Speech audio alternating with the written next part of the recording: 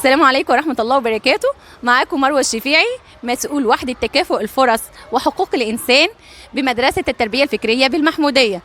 احنا عملنا عمل بسيط كده، أتمنى من الله أن ينال أعجابكم. يلا بينا نتفرج على الفيديو. أهلا بكم يا أحبابي في ندوة ثقافية عن البيئة.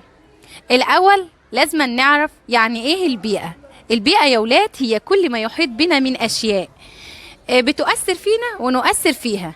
عشان كده يا ولاد لازم نحافظ على البيئة، لأن كل تأثير ضار بالبيئة بيؤثر علينا بالسلب، وكل تأثير حسن للبيئة يؤثر علينا بالإيجاب.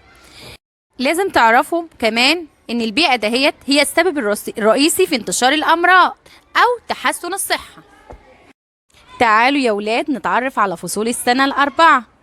بتتقسم السنة بحسب المناخ، وبيتم تقسيم السنة إلى 4 فصول، هي الشتاء، الربيع، الصيف، الخريف.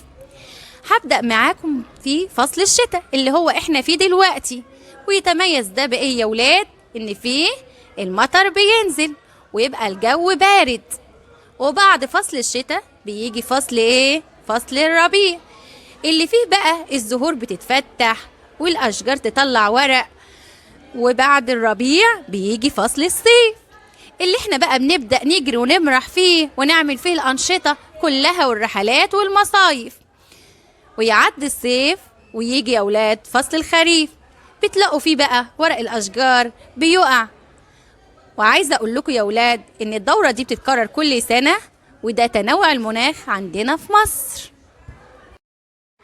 وبعد ما تعرفنا على فصول السنة وتنوع المناخ عندنا هنا في مصر، تعالوا بقى نتعلم ازاي نحافظ على البيئة اللي احنا ايه يا ولاد اللي احنا عايشين فيها. يا ولاد ربنا خلق البيئة بطبيعتها جميلة ونظيفة، وان الانسان دهوت هو السبب الرئيسي في تلوث البيئة، وهو كمان يا ولاد اللي يقدر يحافظ على البيئة وتكون بيئة نظيفة وجميلة. السؤال هنا بقى يا ولاد، ازاي يا شطار نحافظ على بيئتنا؟ بالنسبة لكم كطلاب وشطار كمان، ممنوع ترموا اي ورق في الارض، وكمان لو لقينا مخلفات على الارض نرفعها ونحطها في الصناديق المخصصة ليها.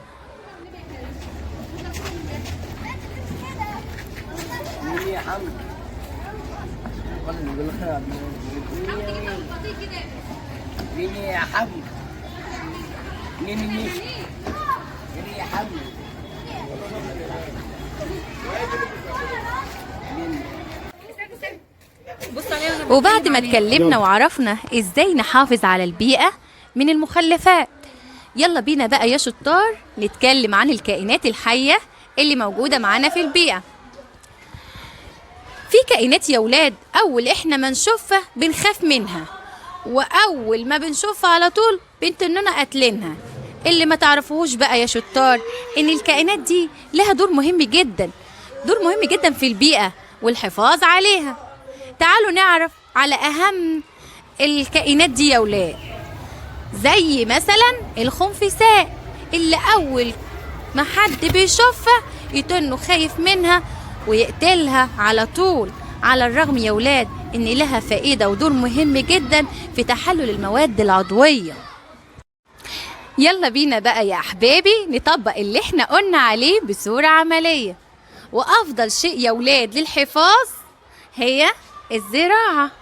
ازاي نحافظ على بيئتنا؟ اننا نزرع شجرة او اي نبات، لان النباتات يا ولاد لها دور كبير جدا ومهم في الحفاظ على البيئة.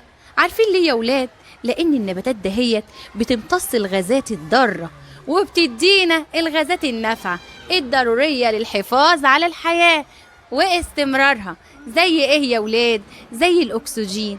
هو حد ينفع يعيش من غير أكسجين؟ يلا بينا بقى على الحديقة نزرع ونجمل، وإزاي نتعلم نحافظ على بيئتنا بيئة نظيفة وجميلة.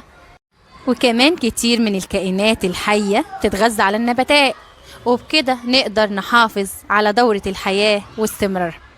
تعالوا بقى يا شطار نلخص كل اللي اتعلمناه النهاردة. ممنوع نرمي أي مخلفات في الأرض، أو نقطع شجرة أو زهرة، أو نقتل حيوان أيا كان شكله، ونحاول على قد ما نقدر نزرع ونجمل كل اللي حوالينا بالزرع، حتى يا ولاد لو نبات بسيط في بلكونة.